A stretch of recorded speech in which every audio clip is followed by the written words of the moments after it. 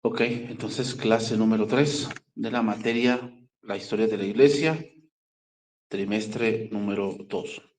Bien, entonces estábamos viendo cómo Pablo da una serie de cosas a desarrollar en el carácter cristiano. ¿Ok? Debemos entender esto, hermanos, y es que no venimos con todas las cosas que Dios pide. No solamente en las cartas pastorales, en todo. Por si ustedes leen Efesios 4, habla de la mansedumbre, de la paciencia, del soporte, del amor, de la unidad. O sea, son cosas, hermanos, que el ser humano no trae cuando nace, debe desarrollarlas. ¿Ok? Debemos desarrollar el carácter cristiano. ¿Cómo se desarrolla el carácter cristiano? No se desarrolla a base de años en la iglesia. Se desarrolla a medida que estemos a los pies de Jesús. ¿Ok? ¿Cuál es el mayor enemigo de esto? El tener muchas cosas que pensamos que son importantes. Y el ejemplo de ello es Marta y María. María, mientras estaba escuchando al maestro, Marta dice, estaba afanada con muchas cosas. Y no digamos que no vamos a hacer cosas, hermanos, pero nada puede ser más importante que tu crecimiento espiritual. Tu crecimiento espiritual es muy importante. Entonces, esa es la manera en que vamos a desarrollar carácter. ¿Qué cosa es carácter? Ser más como Cristo. Ser más como Cristo. ¿Ok? Bien, entonces, decíamos, los ancianos eran conocidos como presbíteros, ya que un presbítero en la palabra griega era la palabra griega para anciano. Entonces, mientras las iglesias se limitaban a las regiones donde podían recibir visitas ocasionales de los apóstoles, mientras la iglesia iba creciendo, hermanos, se iban necesitando más y más ancianos o pastores. ¿Ok? Entonces empezó lo que vemos en la epístola de tercera de Juan, los maestros itinerantes. ¿Quiénes eran los maestros itinerantes? Bueno, los maestros itinerantes eran gente que iba viajando por las ciudades enseñando el evangelio, pero había ciertas métricas que tenía que seguirse para saber que no eran falsos maestros. Por eso dice que aquel que recibe un falso y le dice bienvenido participa de sus malas obras. ¿Por qué? Bueno, pues porque si ya la iglesia sabía que ese era un falso, tenían prohibido recibirlo. Los presbíteros, hermanos, eran llamados también supervisores. De ahí viene la palabra también obispo.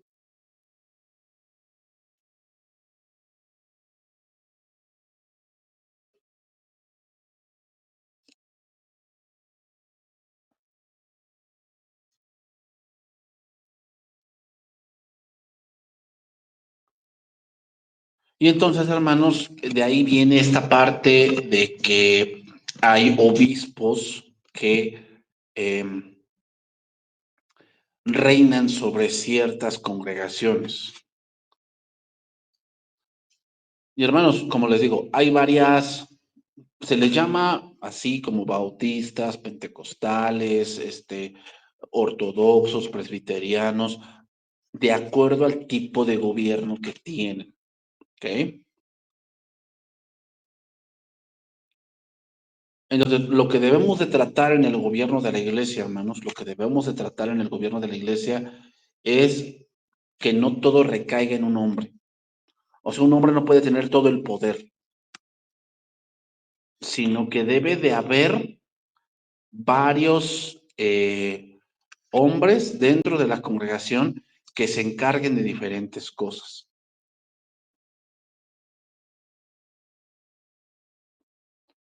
¿Por qué? Bueno, pues porque un solo hombre no tiene todos los dones, no lo conoce todo, no tiene toda la experiencia. Entonces, es importante que como un cuerpo funcionemos de esa manera.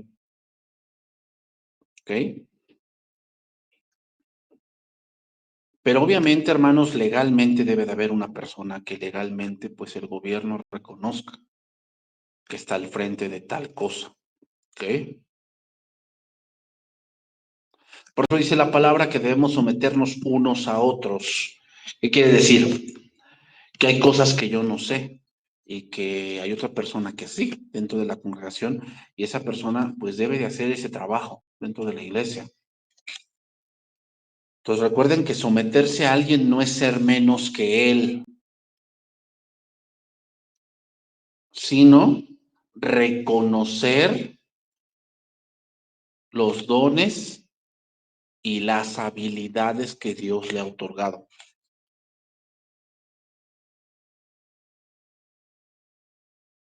Entonces, hermanos, ¿qué empieza a pasar cuando no hay buenos obispos, no hay buenos ancianos? Bueno, lo que empezó a pasar con la iglesia es que empezaron a surgir muchas sectas y herejías. O sea, uno de los trabajos del pastor es combatir ese tipo de cosas. No podemos dejar que esas cosas que están surgiendo permeen dentro de la iglesia. No. Y tenemos que enseñar contra esas cosas. ¿Ok?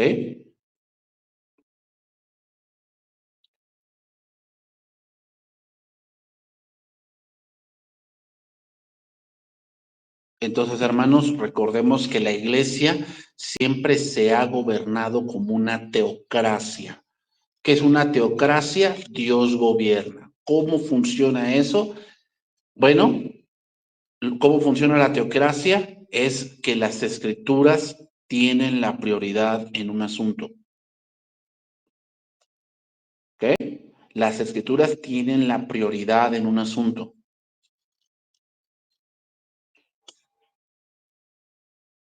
Viendo algunos sucesos en la televisión, hermanos, vemos cómo juzga el ser humano. El ser humano juzga la acción, pero Dios juzga la intención.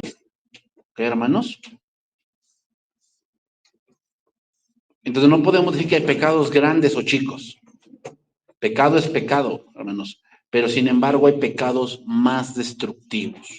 Hay pecados más destructivos. Entonces, en una teocracia dentro de la iglesia, debemos de estar muy conscientes qué dice la escritura con respecto a tal asunto.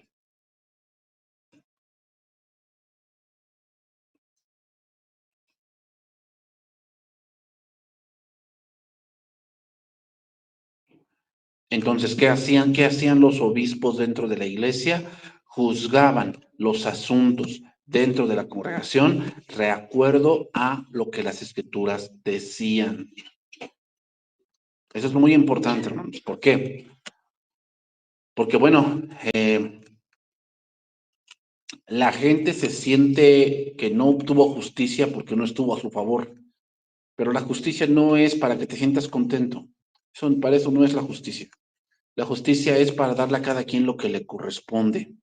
Y a veces lo que les corresponde, pues no nos gusta. O sea, cuando vas a cotizar, ¿no? Las semanas del Infonavit o del Fobis, te dicen, usted cotizó tantas semanas, pues tú quisieras cotizar más.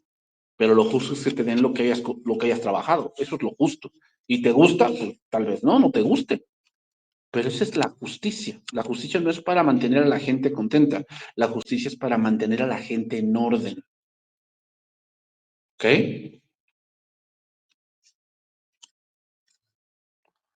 Entonces, la lucha de las iglesias contra las herejías era muy fuerte en ese tiempo, entre los años 200 y 300. ¿Por qué se mantuvo la iglesia muy pura en esos tiempos? Por la persecución.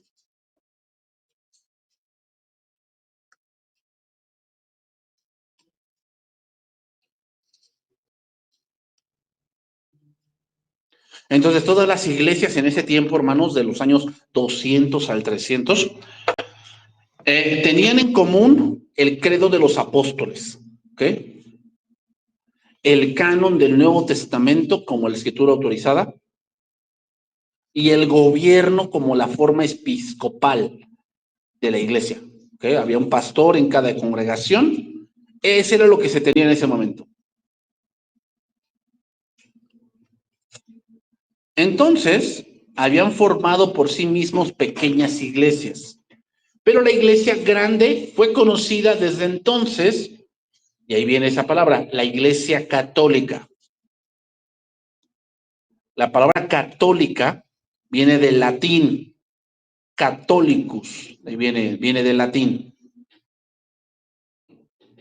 que significa universal, eso significa católico.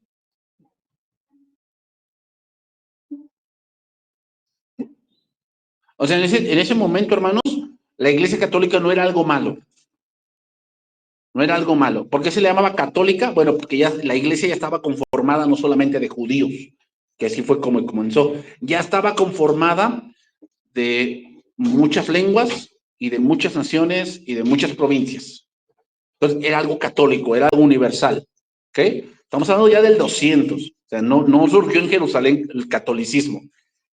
Una cosa, hermanos, es la iglesia católica antigua, que es esta, y otra cosa es la iglesia católica romana, que es la que vamos a ver después.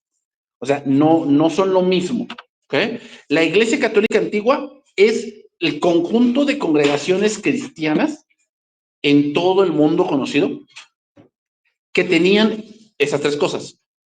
Un solo credo de los apóstoles, un solo canon y una manera de gobierno. ¿Okay? Esa era la iglesia católica antigua. La iglesia católica romana, hermanos, que ahorita lo vamos a ver, tiene que ver con ya las cosas que los romanos introdujeron dentro de la congregación. El papado, ¿cómo se llama? La adoración a María, cosas así, que ahorita vamos a ver. El hombre que mejor que nadie expresó las ideas acerca de la iglesia que habían predominado por ese tiempo fue Cipriano. Más o menos él nació en el año 200 y vivió toda su vida en aquella ciudad. ¿En dónde? En Cartago.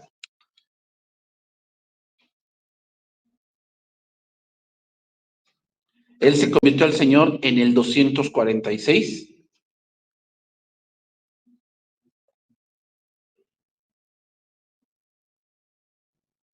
Y él escribió esto al morir porque fue decapitado.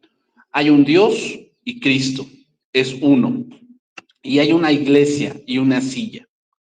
Por una silla quería decir un centro de autoridad. ¿Eso qué quiere decir? Y continuó diciendo él, quien no está en la iglesia de Cristo no es cristiano.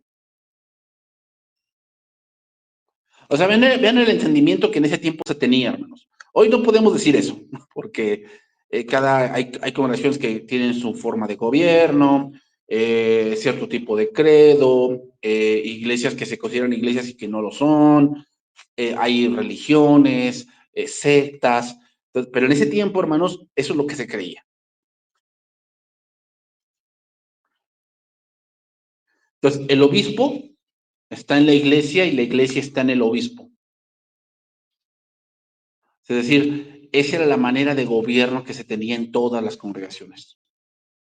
Otra característica de este periodo, estamos entre el 200 y el 300, fue el desarrollo de la doctrina.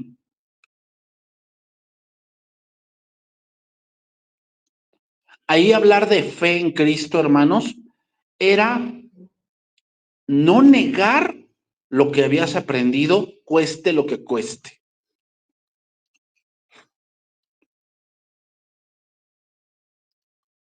¿Ok? O sea, la fe, hermanos, era algo que te distinguía casi como ciudadano. Se recuerden que en ese tiempo era o eras romano o eras esclavo, no hay de otra.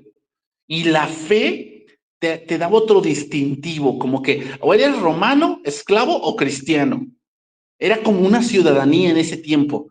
Pero con el tiempo, que vamos a ir después viendo, la fe poco a poco se fue siendo algo mental. O sea, fue algo como que yo creo en esto, pero pues yo sigo con otras cosas. Una fe del intelecto y no del común vivendi. Antes, la fe que se daba en la iglesia era un sistema de doctrina riguroso e inflexible. Hoy vemos, por decir, películas de la época del oscurantismo, donde las mujeres tenían cierto tipo de vida, los hombres tenían cierto tipo de vida, un pueblito tenía cierto tipo de norma de vida, y como que se nos hace, como que hoy se nos hace eso como que muy exagerado, ¿no? O sea, como que, ay, la mujer vivía de esta manera y se encargaba de esto, y el hombre pues ni metía las manos en ciertas cosas porque él decía que eso le tocaba a la mujer, ¿no? Y hoy como que lo vemos eso muy exagerado, pero hermanos, en ese tiempo, tener la fe, sabías que la doctrina te daba un rol a ti y que era algo riguroso e inflexible. Se enfatizaba, hermanos, la sana doctrina antes que la vida espiritual.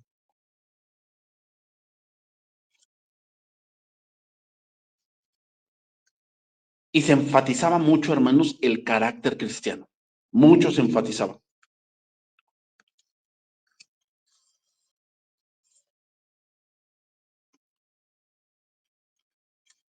Nos podemos decir, hermanos, que entre el año 200 y 300 fue la época más gloriosa de la iglesia, hermanos. Más gloriosa de la iglesia. ¿Por qué? Porque la doctrina era muy pura, los cristianos de verdad vivían lo que aprendían, ir a la congregación no era simplemente ir porque, pues, ay, me gustan los cantos, o es que me gusta cómo me tratan allí. Eso no existía en ese momento, hermanos.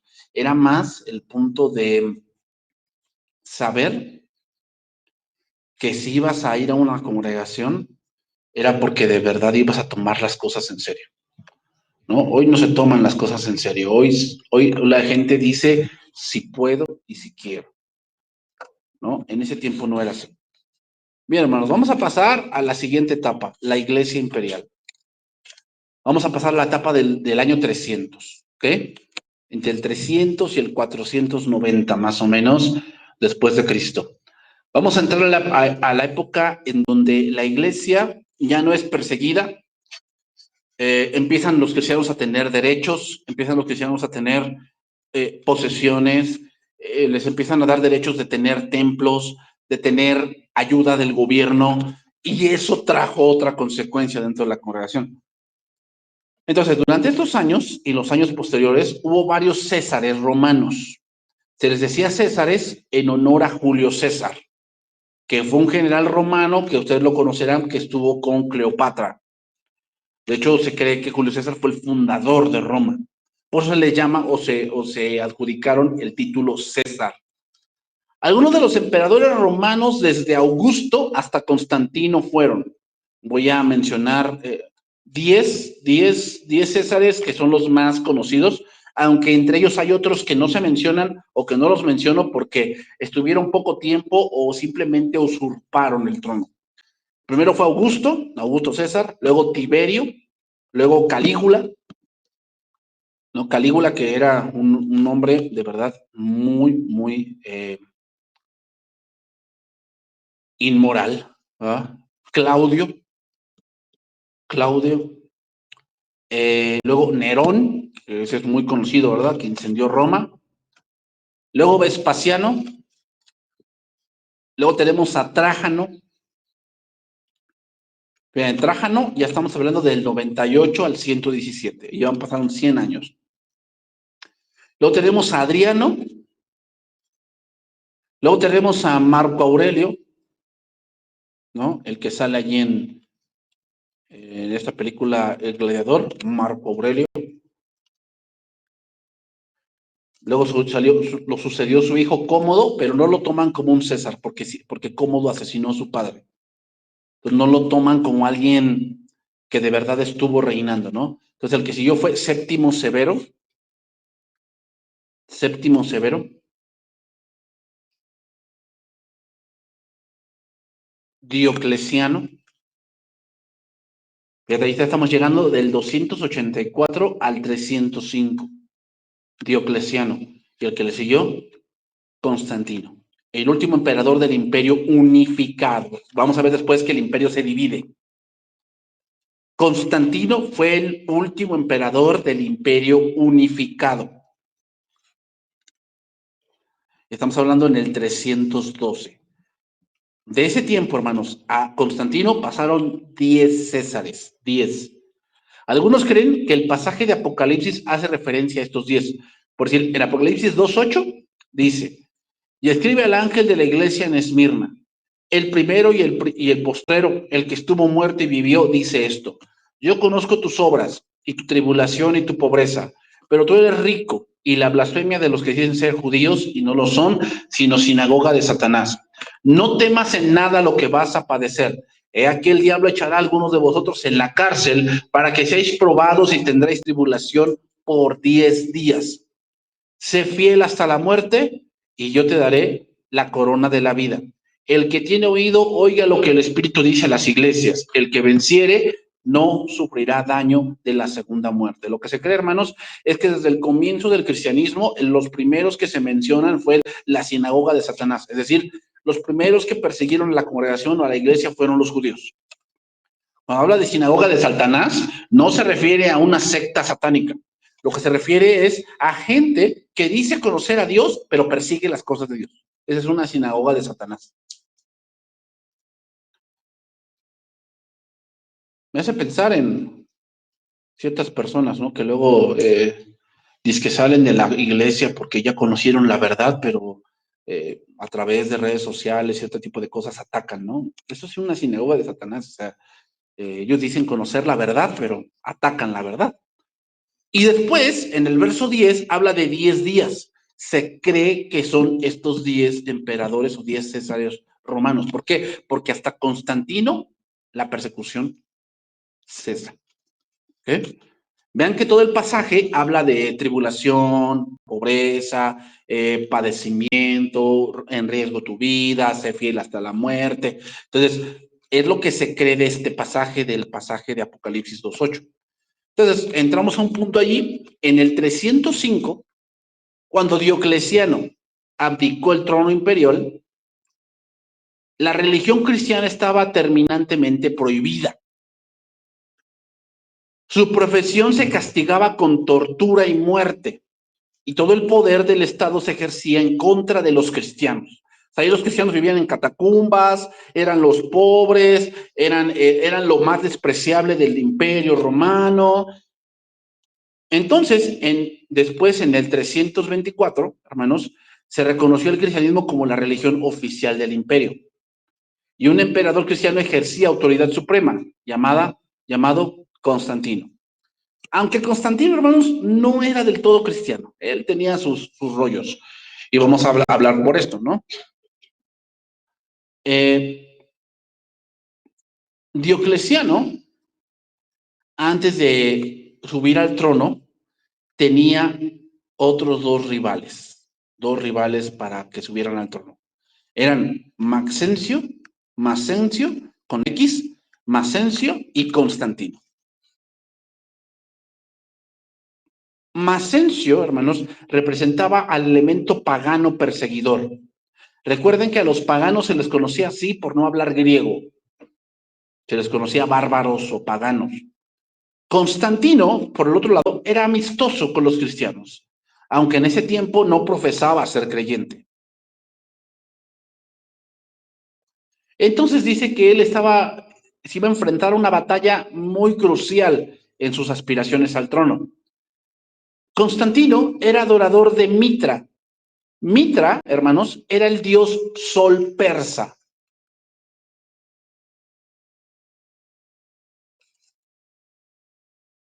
Y una noche antes de la batalla, cuenta la historia que Constantino vio en el cielo una cruz luminosa con el lema, por esta señal vencerás. Una cruz. Y él adoptó la insignia para su ejército. Y al siguiente día, el 28 de octubre del 312, Constantino venció a Maxencio, el cual se ahogó en el río Tíber al intentar escapar de Constantino. Constantino, en ese momento, creyó haber ganado la guerra porque había recibido ayuda divina por esa señal. Él dijo, es que yo vi esa señal en el cielo y por eso vencí. Me recuerda a ciertos hoy creyentes, ¿no? Que ven señales en todos lados y piensan que O sea, piensan que por eso ya tienen que hacer cierta cosa, ¿no? En el 313, hermanos, Constantino promulgó su famoso edicto de Milán. Y allí en ese edicto de Milán dijo que ya no más persecución a los cristianos. ¿Por qué razón? Porque se dio cuenta que la señal que más los cristianos tenían era una cruz, y esa cruz se parecía mucho a lo que él había visto en el cielo. Entonces, ¿qué dijo? El Dios de los cristianos es el mismo que se me apareció cuando vencí. Entonces, ofreció tolerancia a la religión cristiana. Entonces, el edicto de Milán, hermanos, en el 311, puso alto a la persecución y proclamó absoluta libertad de conciencia y colocó al cristianismo en una posición de igualdad ante la ley. O sea, ahora los cristianos tenían derecho a trabajar, tenían derecho a una vida digna, tenían derecho a comprar propiedades, a tener una casa, tenían derecho a muchas cosas ya. Entonces, ¿qué pasó? La iglesia pues salió de las catacumbas. Ya no vivían escondidos, sino que ya empezaron a mezclarse con la sociedad. En el 323 después de Cristo, hermanos, donde Constantino llegó a ser supremo emperador,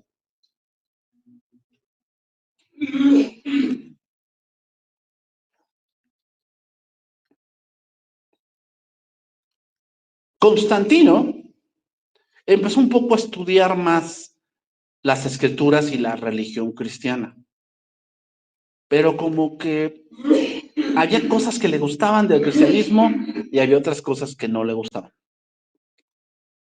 Retrasó su bautismo hasta poco antes de su muerte, con la idea de que prevalecía en su tiempo de que el bautismo lavaba todos los pecados cometidos previamente, como hoy muchos lo creen, ¿no? Que bautizan a los niños para quitarles el pecado original, por eso los bautizan, pero pues sabemos que el bautismo no hace nada de eso.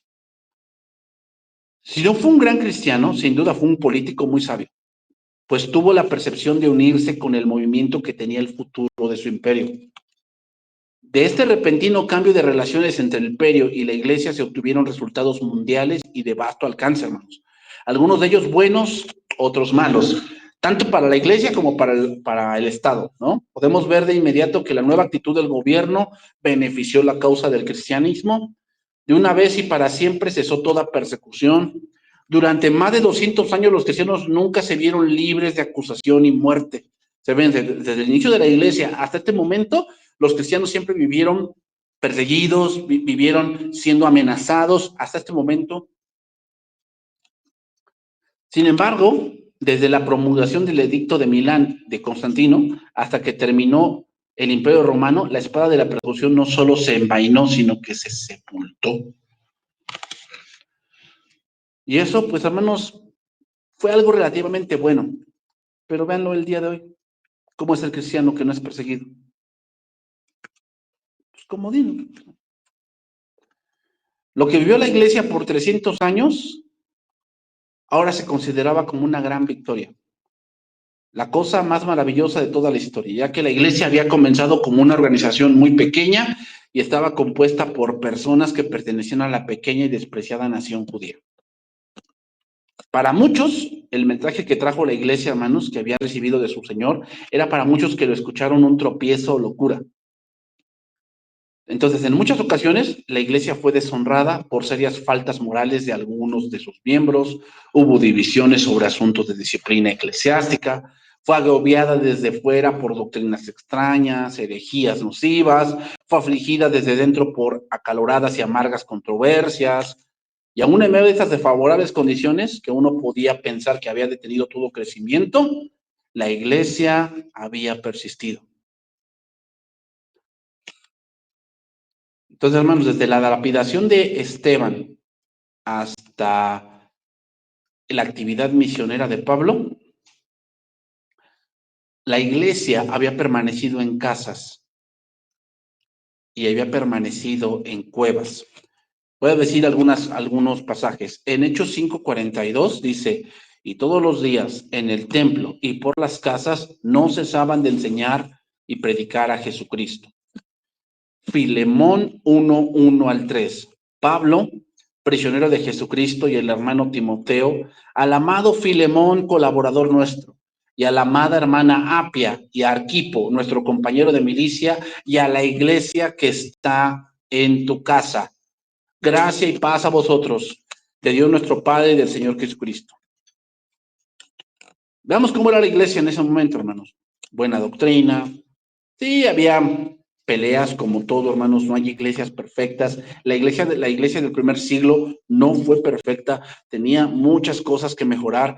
Si ustedes leen la primera carta a los Corintios, ¿cómo era la iglesia de Corinto? Pues bien carnal, desordenada, tenían dones espirituales, pero siempre lo ocupaban para hacer competencia. Lo mismo que se ve hoy, hermanos. O sea, muchos dicen, deberíamos ser como la iglesia primitiva. No, hermanos, la iglesia primitiva también tenía problemas. O sea, todas las iglesias en todo el tiempo tenían problemas, hermanos. ¿Cómo vamos a enfrentar los problemas dentro de la iglesia? La respuesta es creciendo en Cristo. Creciendo en Cristo. O sea, no hay de otra, ¿eh?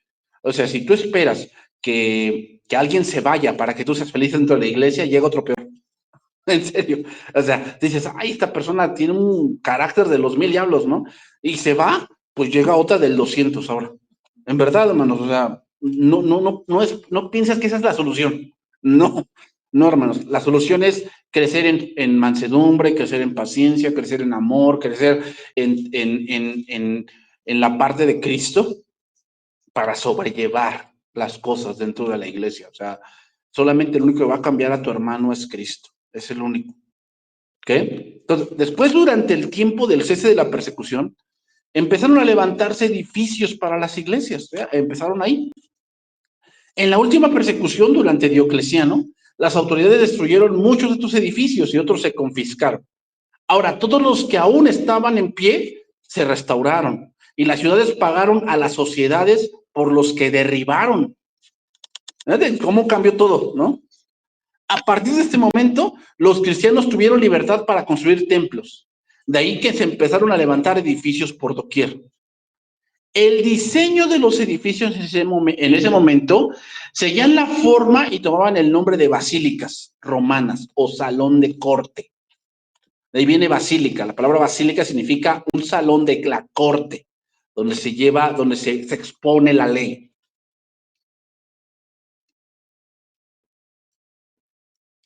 Y fue Constantino, hermanos, que construyó grandes templos en Jerusalén, Belén y en su nueva capital, Constantinopla. Viene Constantinopla de Constantino. 2 generales después de Constantino fue que empezaron a aparecer las imágenes en la iglesia. 2 generaciones después.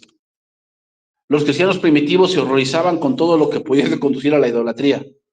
Y en muchos lugares los templos se consagraron como iglesia. O sea, templos paganos ahora se convirtieron en iglesias cristianas. Eso sucedía especialmente en las ciudades, mientras que en los remotos lugares rurales las creencias y la adoración pagana perduraron por generaciones. La palabra pagano, hermanos, originalmente significaba morador del campo. Pues significaba pagano, morador del campo. O sea, era gente que no tenía mucho estudio. Sin embargo, llegó a significar, y aún significa, un idólatra. Ahora ya decimos, es que es un pagano, o sea, es alguien que está lejos de Dios, ¿no? Ahora significa eso. Uno que no conoce la verdadera adoración, eso significaba, ahora sí, llegó a significar pagano.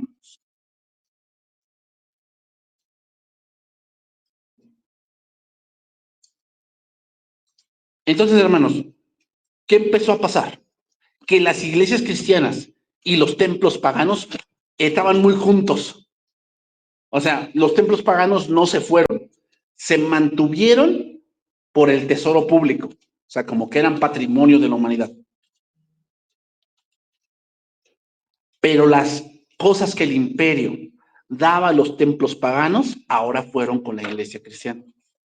O sea, el imperio pagaba a los sacerdotes, pagaba a los clérigos, pagaba a los sacerdotes paganos. Ahora todo ese dinero se iba a los obispos de las iglesias cristianas. ¿Y qué pasaba? De poco en poco, los fondos públicos fueron enriqueciendo a la iglesia. Los obispos, ministros y otros funcionarios del culto cristiano recibían su sostén del Estado.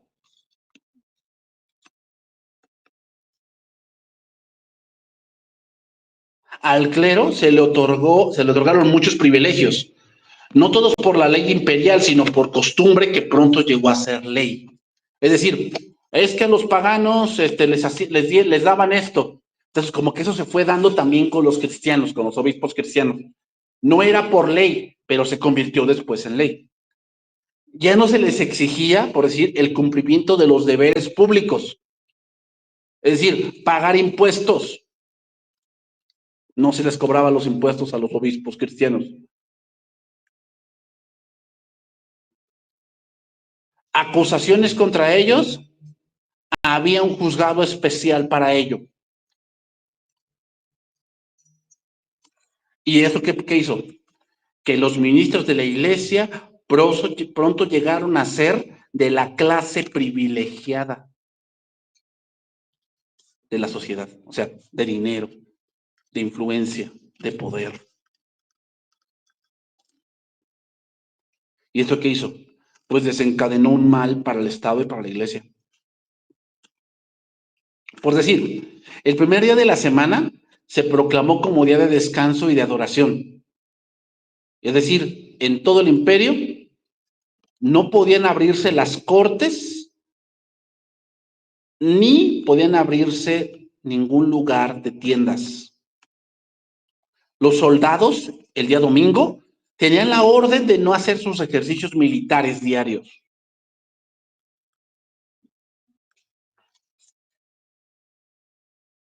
Pero ¿qué pasó, hermanos? Los juegos públicos continuaron el domingo. ¿Por qué? Para que la gente tuviese una distracción.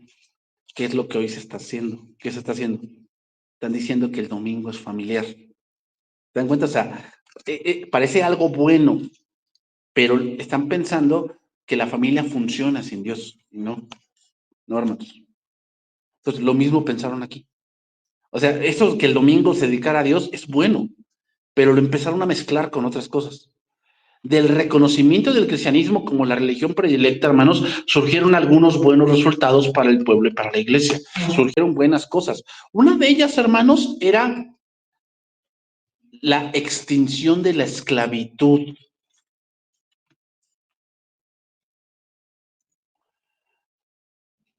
Antes, hermanos, un romano podía matar a un esclavo y no ser culpado de nada. O sea, un esclavo era como un animal.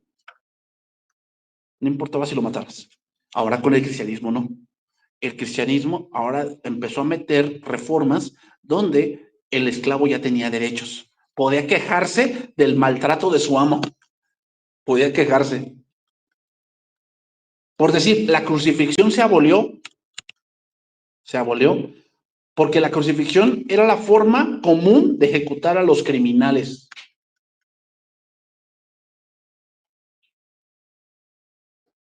Sin embargo, cuando Constantino adoptó la cruz como su símbolo, el emblema sagrado para los cristianos como la insignia de su ejército, la prohibió como instrumento de muerte. Por decir, hermanos, ustedes saben que en la antigua Roma, cuando una mujer tenía un hijo, lo tenía que dar a los pies del padre. Y el padre tenía que dar con su pulgar visto bueno o malo. O sea, si daba el visto bueno, pues reconocía al hijo como su hijo, al hijo como su hijo. Pero si daba el visto malo, el hijo podía ser abandonado o asfixiado. Eso se abolió. O sea, cosas buenas ocurrieron, ¿no? Antes igual abandonaban a los niños y había gente que los criaba y después los vendían como esclavos.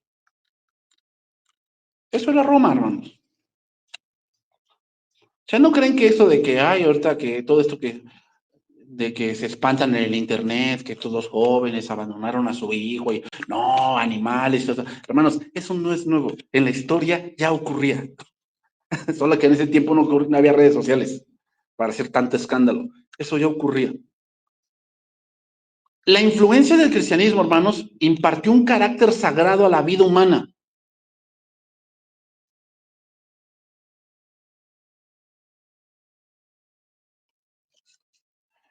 Entonces, el cristianismo influyó tanto en el Imperio Romano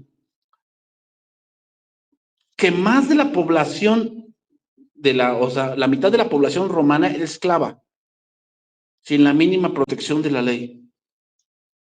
Y entonces, con la influencia cristiana, los esclavos llegaron a ser más humanos o tratados más humanamente. Y llegó el término emancipación. Ahí se llegó al término, la emancipación se aprobó y se fomentó. ¿Qué quiere decir? Que el esclavo podía buscar su libertad propiamente. Había nada más dos formas de buscarte la libertad como esclavo antes del cristianismo. O en el circo romano, peleando como gladiador y teniendo muchas victorias y que el César te otorgara la libertad, o dos, comprarla. Pero pues esa era la más difícil porque pues, ¿cómo sacabas dinero? ¿No? ¿Qué cosa era emancipación? Bueno, emancipación significa liberación respecto de un poder. Eso se ve hoy mucho en los jóvenes, ¿verdad? Antes de que cumplan 18, demandan a sus padres pidiendo la emancipación, que es liberación respecto de un poder o una autoridad.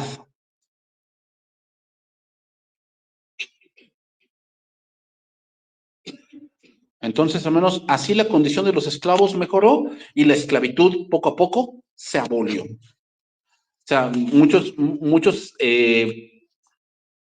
muchos hermanos critican la carta a Filemón. ¿Por qué? Porque Pablo parece como estar de acuerdo con la esclavitud.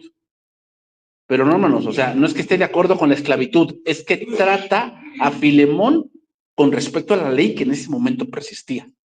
Pero Pablo, inspirado por el Espíritu Santo, sabe que más adelante la influencia cristiana va a hacer que la esclavitud sea abolida. Los juegos de gladiadores se prohibieron, igual, hermanos.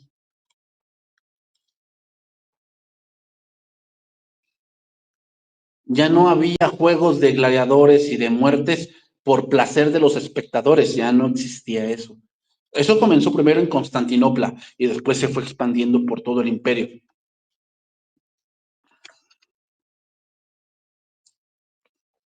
Entonces, cosas buenas vinieron, pero ¿qué creen? También hay cosas malas. También hay cosas malas.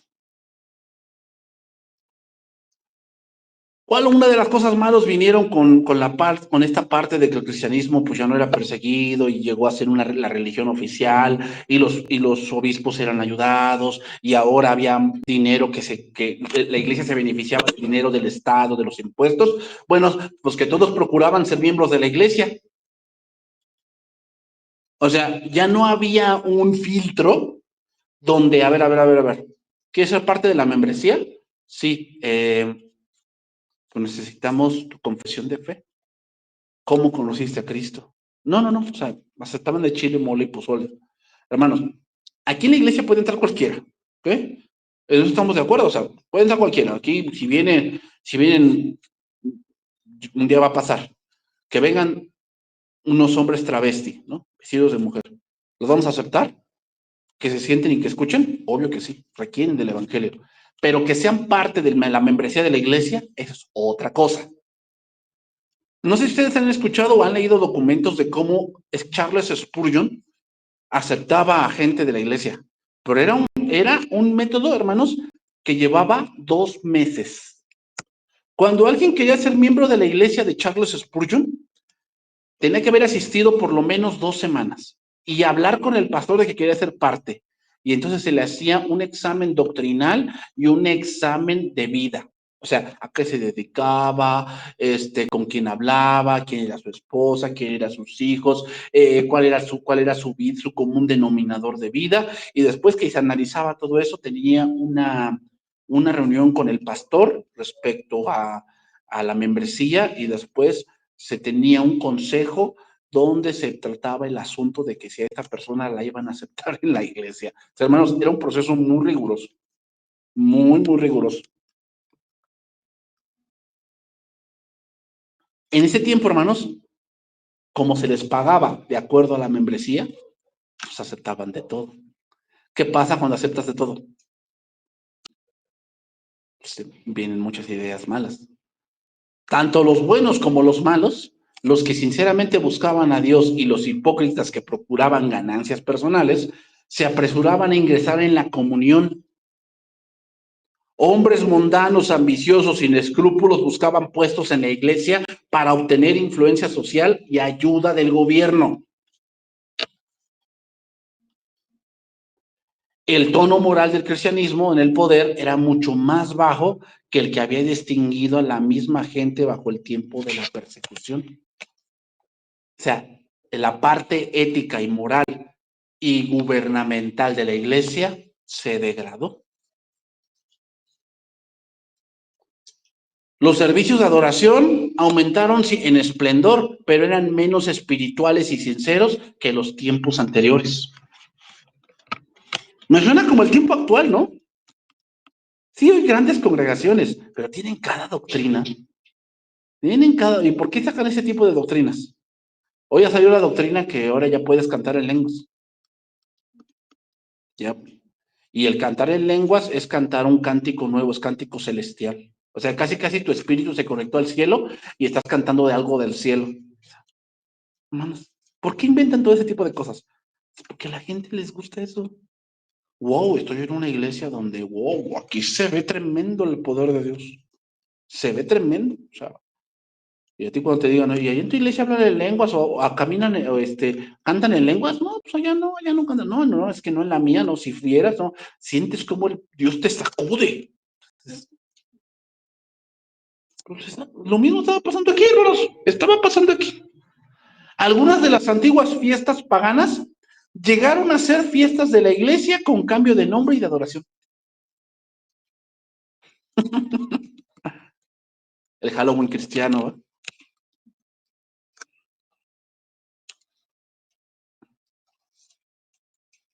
Alrededor del 405 después de Cristo, en los templos, hermanos, comenzaron a aparecer, a adorarse y rendir culto a las imágenes de santos y mártires.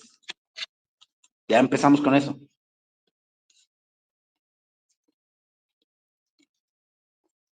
La adoración de la Virgen María sustituyó la adoración de Venus y de Diana de los Efesios. Solamente sustituyó, y eso se le llama sincretismo.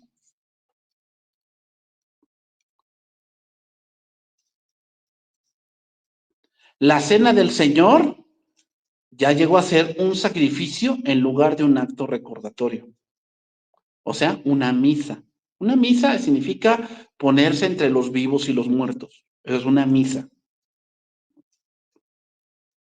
O sea, cuando dicen vamos a misa, es porque van a hacer lo que es la transubstanciación. O sea, te dan la oblea, que es el cuerpo de Cristo, y ya te lo estás comiendo, te comiste el cuerpo de Cristo. O sea, ya no tenía el valor que tenía la cena del Señor.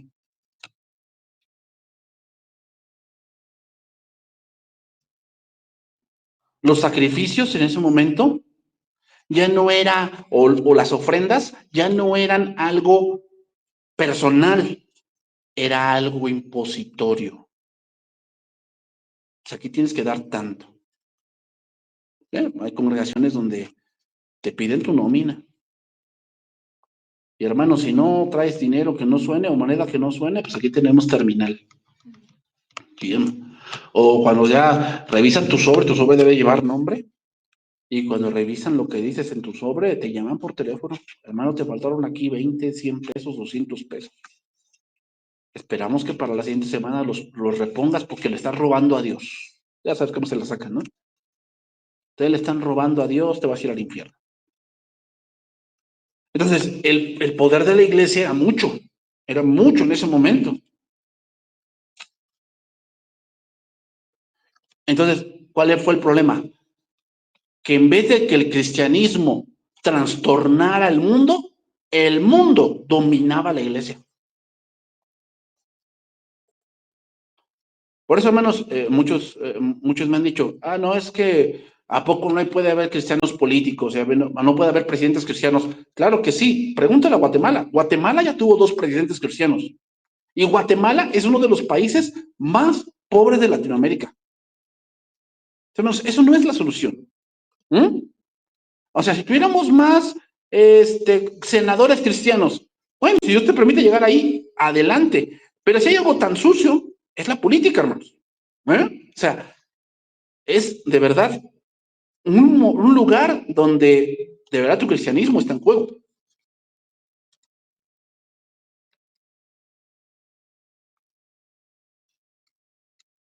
A la humildad y a la santidad de la época primitiva, de los primeros 200 años, ahora lo que había era ambición, orgullo y arrogancia entre los miembros de la iglesia. Ven todo lo que pasó, o sea, de repente la iglesia, ¡pum!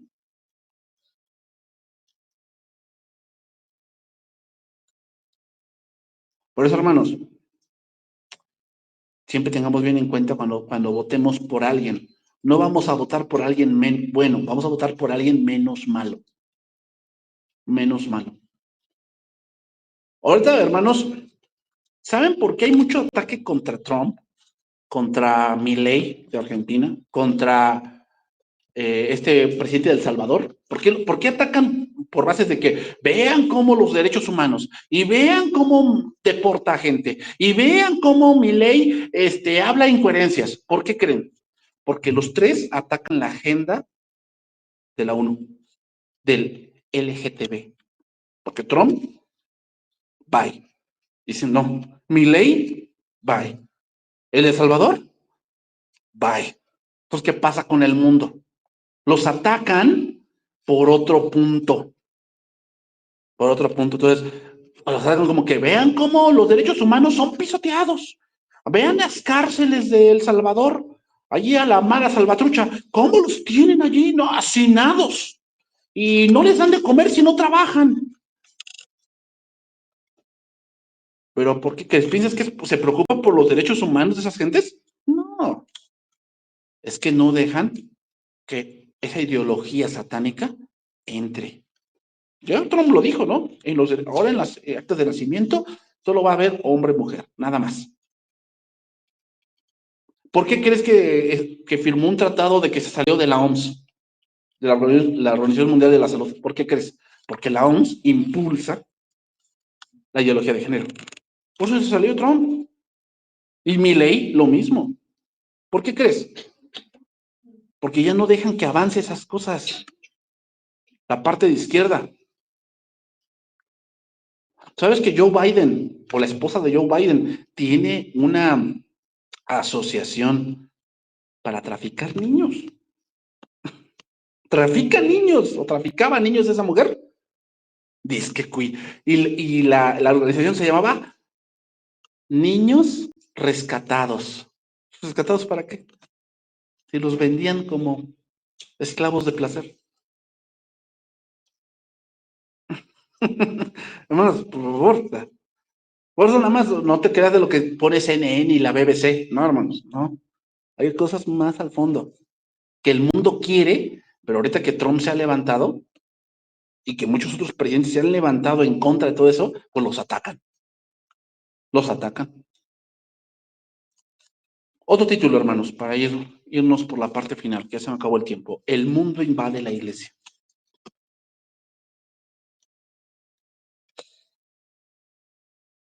Entonces, hermanos, el edicto de Milán, ¿qué trajo? Antes, ser cristiano era una vergüenza, porque ser cristiano era perder todo. Ahora, ser cristiano era un honor. El nombre de cristiano aseguró muchas y grandes ventajas materiales. El nombre de cristiano se había convertido en un pasaporte para los ascensos políticos, militares y sociales. Fíjate que se convirtió. Como resultado, miles y miles de paganos se unieron a la iglesia y desafortunadamente muchos de ellos eran cristianos de nombre solamente.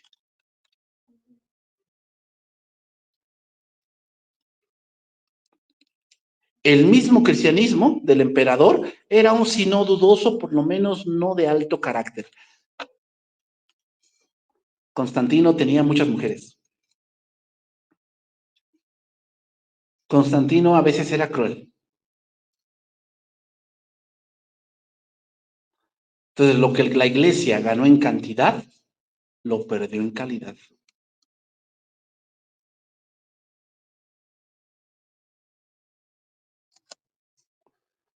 El edicto de Milán, hermanos, abrió las puertas por las cuales entró a la iglesia un poderoso torrente de corrupción.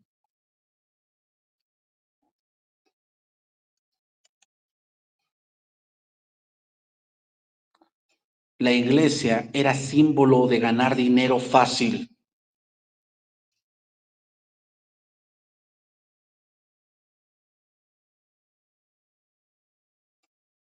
El emblema de los ejércitos romanos había sido el águila. Ahora fue reemplazado por la cruz. Pero ¿qué creen, hermanos? Siempre Dios se guarda un remanente. Siempre. O sea, en medio de todo eso, hermanos, en medio de toda esa corrupción, de todo eso que se veía, hermanos, siempre había cristianos de espíritu puro. Y mencionaré algunos. Por decir, había la mamá de Agustín de Hipona, Mónica se llamaba. Mónica, la madre de Agustín de Hipona, era una mujer muy piadosa y que no se dejó contaminar por todo eso que había en ese momento. Jerónimo, Juan Crisóstomo. O sea, para que vean, hermanos, que a pesar de toda la corrupción que puede haber, podemos y debemos no dejarnos contaminar. Estamos en el mundo, pero no somos del mundo.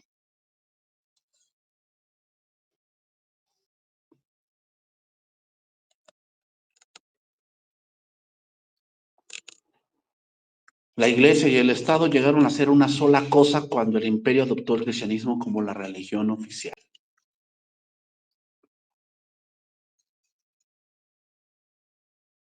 Y aquí, hermanos, por esta unión tenemos lo que ahora eran los dos males, de las provincias orientales y las provincias occidentales, que eso fue lo que después detonó en la separación del imperio romano.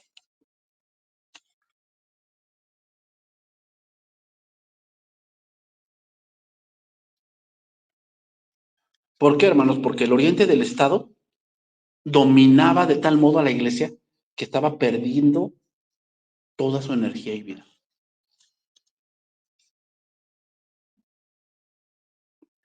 Y el occidente en Roma, o sea, el oriente era Constantinopla, el occidente era Roma. Como veremos después, la iglesia usurpó poco a poco el poder del Estado. ¿Cómo? El papado. Surgió el papado ahí. Que después narraremos esa historia. Entonces, como resultado, no había cristianismo, hermanos, sino una jerarquía más o menos corrupta que dominaba a las naciones europeas y que convirtieron fundamentalmente a la iglesia en una maquinaria política. ¿Cuándo habías visto que hay un país dentro de un país? Solamente el Vaticano. Solamente el Vaticano. El Vaticano es un país que está dentro de Italia. Y el Vaticano tiene su propio banco. ¿Eso qué quiere decir? Que él no paga impuestos por nadie, pero sí recibe dinero de todo el mundo. El Vaticano fue uno de los que financió la Segunda Guerra Mundial de Hitler. ¿Por qué? Pues habían acordado que si Hitler conquistaba toda Europa como se veía, ¿quién iba a ser la que iba a poner la parte religiosa? El Vaticano. Hermanos, por eso el Vaticano, que es la iglesia de Dios, pues yo dudo mucho, ¿no? Vamos a terminar aquí, hermanos, y vamos a orar.